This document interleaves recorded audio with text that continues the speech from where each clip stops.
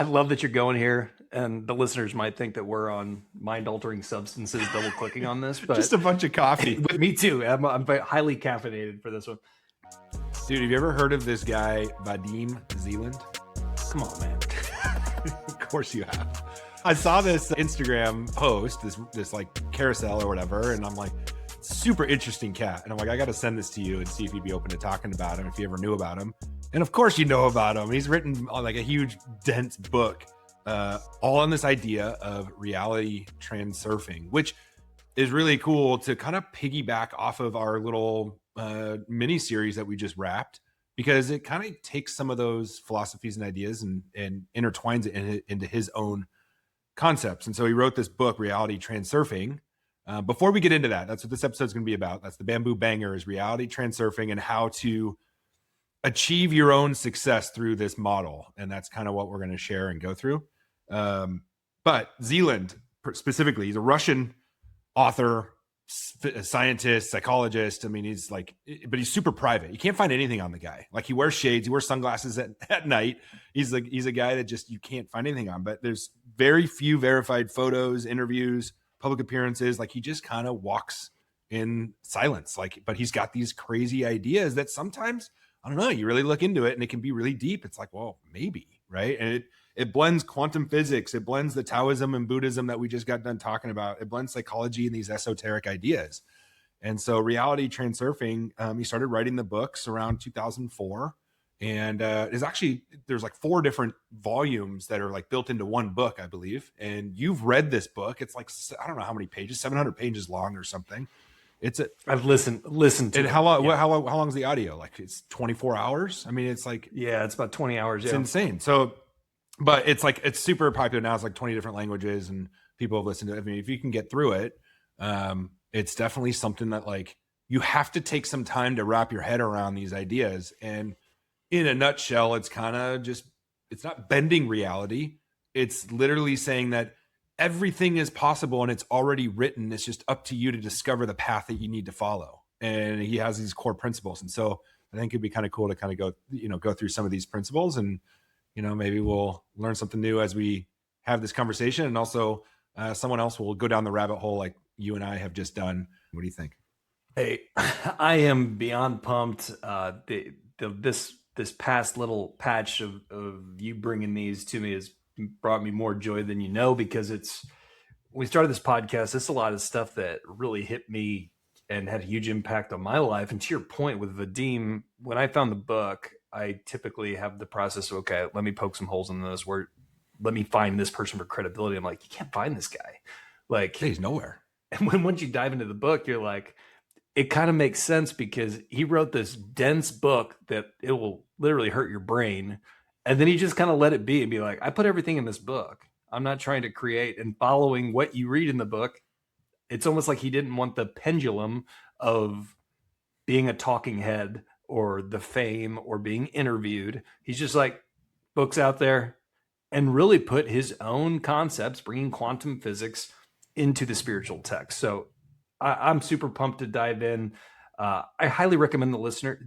This is something that's going to be very personal and talk to you based on your life, but there is quite a bit of science along with the woo here, which is my favorite overlap, because I don't think that they're isolated. But given, let's just start with the core premise. Reality transurfing, as Stephen mentioned, it really is there in the name. Like, the concept of, we talk about our relationship with the reality here, but can you surf in and out of the ideal reality that you want to live?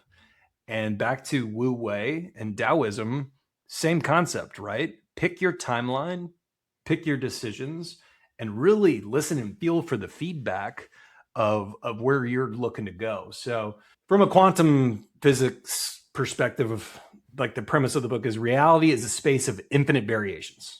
All potential outcomes exist. And if you saw the new movie that I think won an Oscar, Any Time, Any Place or something like that, it was a kind of an Asian movie depicted in, I think it was Korea. But every decision you make could create a totally potential variation of reality. butterfly effect, etc. You're not creating reality from scratch. You're selecting the version of reality that you're living in. And most of us are living on autopilot. Guilty number one. We talk about drift in this podcast, avoiding drift. It's so much easier to fall into a routine in the grooves that we built in our brain, in our habits, day to day, and we react emotionally and we reinforce our unwanted timelines. So if you stick to the same timeline you're on, that's just kind of going to be same day you're at the subject of external forces. So the concept we're trying to drive home as we go through these principles is choosing the reality that you want and surfing the flow of that decision and making adjustments along the way. Yeah, he talks about like tuning the frequency. Like he talks about like, okay, well, think of like a radio frequency. 98.1 doesn't quite sound as good as 98.3, but the frequency's there. And so which frequency are you tuned into? And so it's not, it talks about a lot of like manifestation and like visualizing and like the importance of that. And yeah, you can do that. But if your inner state is not in tune with the frequency that you're trying to achieve, it's never going to happen. And so these variant space that he is explaining or describing is, how do you figure out the frequency that you need to tune into in order to achieve the goals that have already been achieved? And that's what he's trying to portray here, is like, these things are out there and they've already been done. It's just up to you to go find that path and do it, and like visualize yourself doing these things. So this manifestation piece, which I am a believer, I think it works. I think when you tell yourself that you are this way or you are this person, you become this person and you become this way. If you constantly have these negative connotations in your life, it's because you're constantly negative in the way you look at life and the way you look at things, and you're the victim mentality. And if you change it to the positive and you're constantly saying, I am this thing and I am that, and then your reality becomes that. And that's what he's describing, is like you're tuning into that frequency by, as you say, you be it before you see it. That's it in a nutshell. Is like whatever you better than fake it till you make it. Better than fake it till you make it, right? You are this thing until you actually see it in reality. And one of the neatest concepts and the best way to describe this is kind of like looking at the mirror. The mirror doesn't smile at you first. You have to smile at the mirror first. Yeah. And so you have to bamboo banger. You have to be that person and believe that what you are accomplishing or what you're about to accomplish is reality. And then the mirror will meet you halfway and come back and smile back and say, good job. And it's a neat little analogy to kind of paint this picture of altering your reality, but you're not changing or creating it. You're just discovering it because it's already been there. I love that you're going here, and the listeners might think that we're on mind-altering substances, double-clicking on this, but just a bunch of coffee. Me too. I'm highly caffeinated for this one.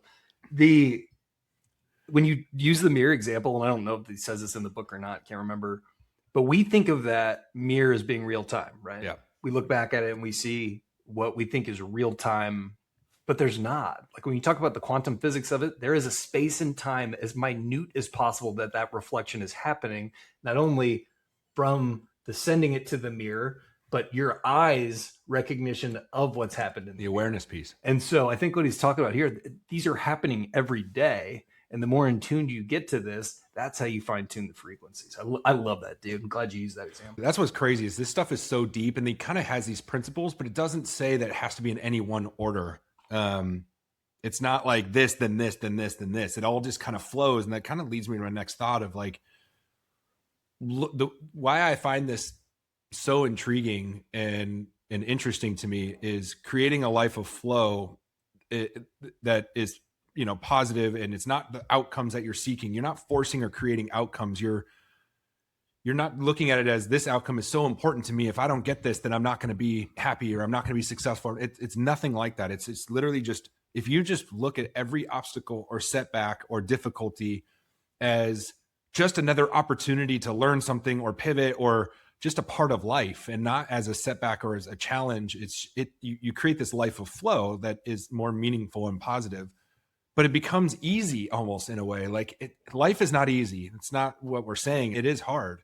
But when you can look at these things as, it doesn't have to be hard. Like if something terrible happens or a challenge happens in front of me, I'm not going to let that just all of a sudden now I'm just going to fall over and die. Like, I'm not going to just let that deter me from the mission. Like, that's something that happened. And so let's figure out. It doesn't have to be the label of hard or easy doesn't matter. Right. It just is. It just is. And that's the hardest thing to understand. And I think if you can kind of compartmentalize or build these little layers of life of as things are happening.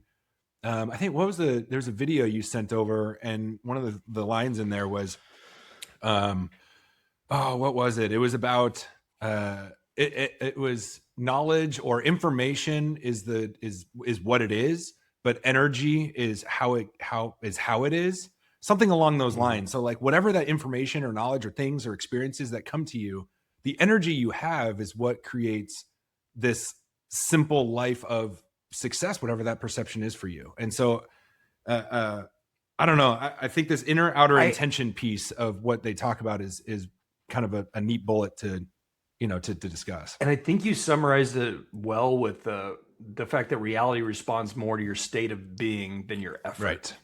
And I'm probably going to bring this up multiple times in this, and it's getting popularized now, which I love. It's why people go to therapy. But for me, this state of being really is your nervous system. It's more than your nervous system, because I think of the nervous system as the tech, like it's almost the hardware, but you have to use the mental and spiritual to regulate that. This is literally my favorite part of being alive, because it's also my biggest challenge.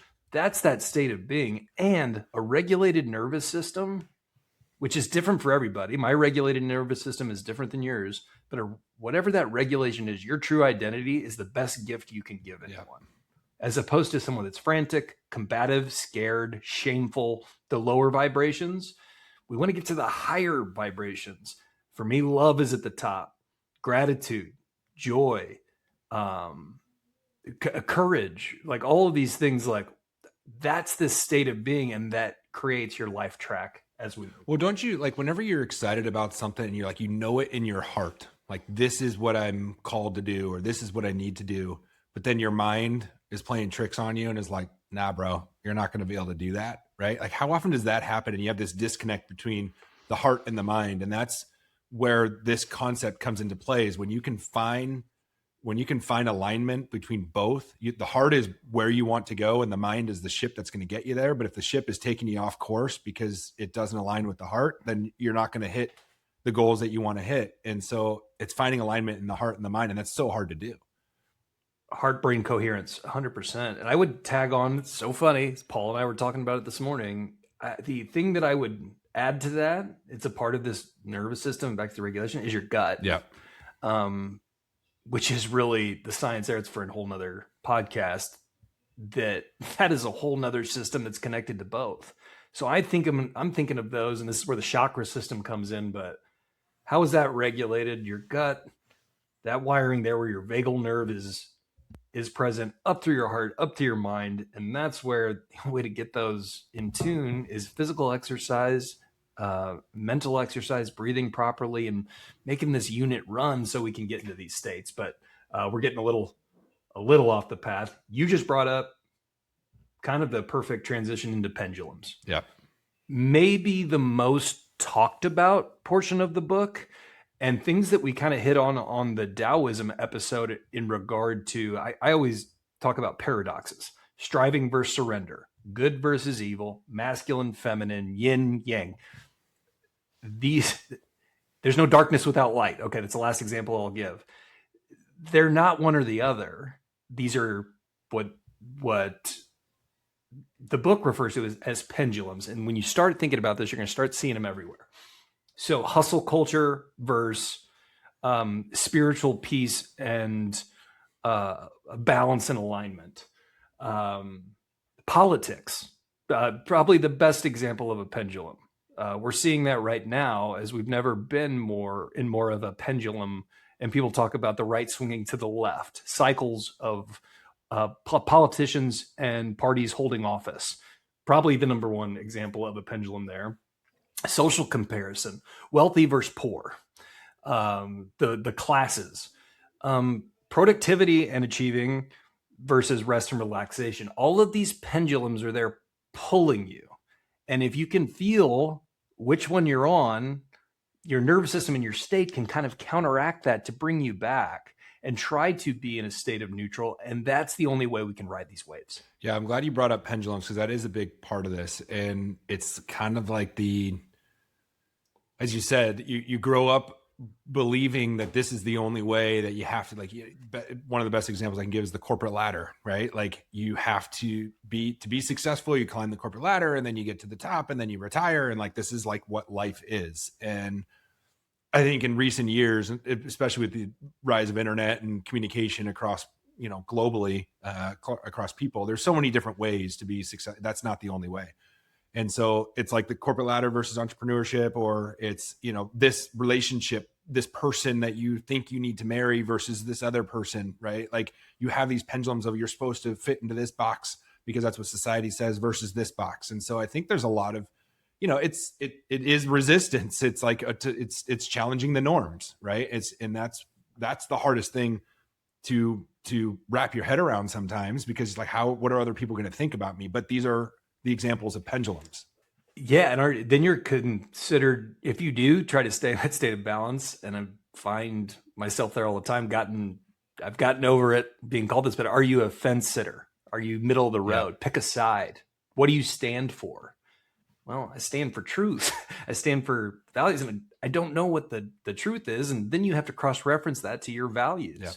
This is why no one's right or no one's wrong. We all really, I think for the most part, want the same things. And there are outliers depending on how much power you want or how much peace you want, or this is just reality in a bunch of different perspectives. But you start thinking this way and you kind of look around, and it's like nature has this balance.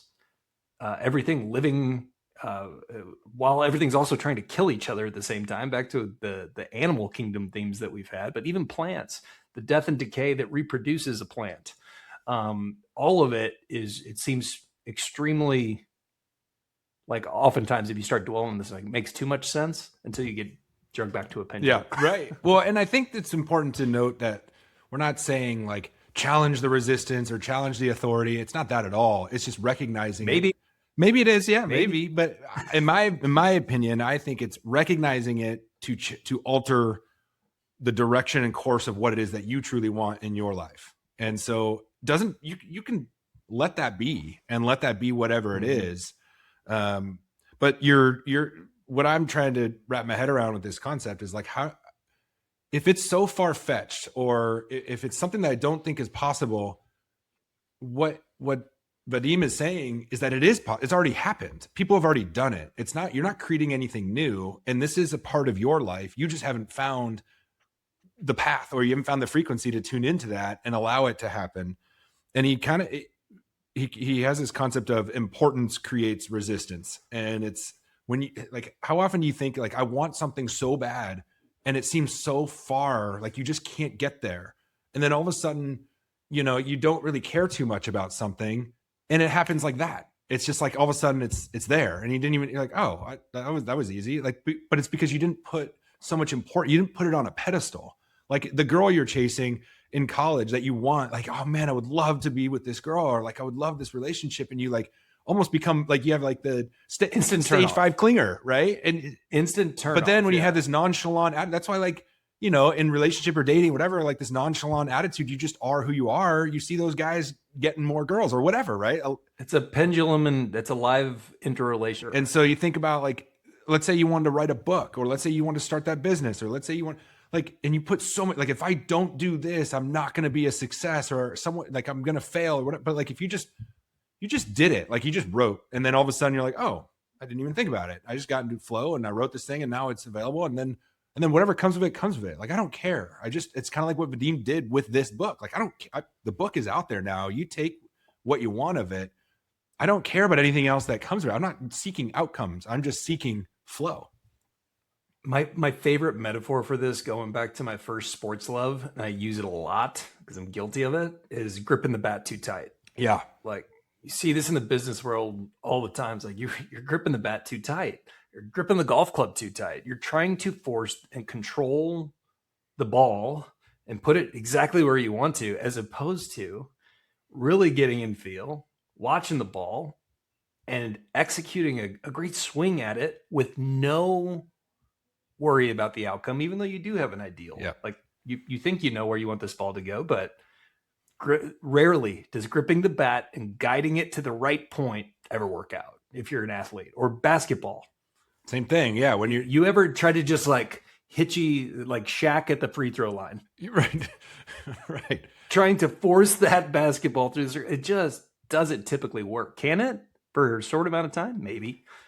But I just go there. I had to bring it back to sports at some point. Well, and we can bring it back to sales too. Like, how often do you want the deal, right? Like the deal of a lifetime is in front of you and you want this deal because what does that mean for with that commission check and, you know, the recognition that you get for President's Club for nailing that deal, whatever. Like, it's so important to you. And all of a sudden the deal gets delayed to next fiscal or doesn't happen at all because the prospect was like, man, like, slow your roll, dude. They can smell it. They can tell that you want it more than just trying to help them solve their problem. And so how about that? What if we reframe it into, what if you wanted that the most? It's hard to grip the bat too tight and force, oh my gosh, I want to make you successful so much. You're going to be much more natural of on the same side of the table of these are the outcomes that we're mapping to. I really want this for you. I want this for us. This could be a great partnership and kind of dissolving that pendulum. Yeah. Love that example. So I go back to like these realities and that they're already there and it's up to you to discover them. Like I talk about this a lot and how opportunity is created or where opportunity comes from, whether it's prompted from thought, whether you're creating it through your effort, you're discovering it through your expertise, or it's offered to you through a relationship. And I think this piece that we're talking about here nails the opportunity discovery so well is like, it basically means that it's there. It's already there. It's just up to you to discover it. And you have to put yourself in the right state of mind and inner state to be able to become aware of that. And usually that comes from experiences and, you know, as you get older and wiser or, you know, try new things and you see how things operate and then you're like, oh, that didn't work or this didn't work or whatever. But he talks about this idea of slides and think of it as like a movie and you got like an old movie that's going through its slides or like one of those picture things that you click through and it's like different slides, right? Those slides, like think of like a hallway with all of the reels that are just lined up on the shelf. And each one is an actual reality of your life. And it's which one are you going to choose to watch and which one are you going to choose to be a part of? And that's his whole idea. And it's the best way to visualize what he means by slides is if this is what I want out of life, like this is what I desire, how do I figure out a way to choose the right movie in order to get to that desire? But you have to do it in a way that's not forced and you have to do it with minimal effort. And it goes back to the inner state of just being, like you said. And I find it wildly fascinating that it's already there. Like, so why aren't we going after it? And it's not just tomorrow it's going to happen, big climax, all of a sudden all these big things are going to happen. It's like these little minuscule moves and decisions that you're making that are changing the frequency to get to the right one in order to watch the right movie. And you're not watching yourself. You are you're not watching, like you are the character in that movie. It's not like a third person watching. You are actually first person in watching that movie. And it's just it's very deep and it can go like you can go down a rabbit hole so far. I'm so glad you used that specific example because I wasn't going to, and that's what drives me toward hypnosis. When you're taking someone through hypnosis, they trust you and they've conveyed to you what they truly want or what they think they want. You're creating an environment internally for them to where they can go and pull those slides off or let a slide just fall in that they didn't even realize was an option. Yeah.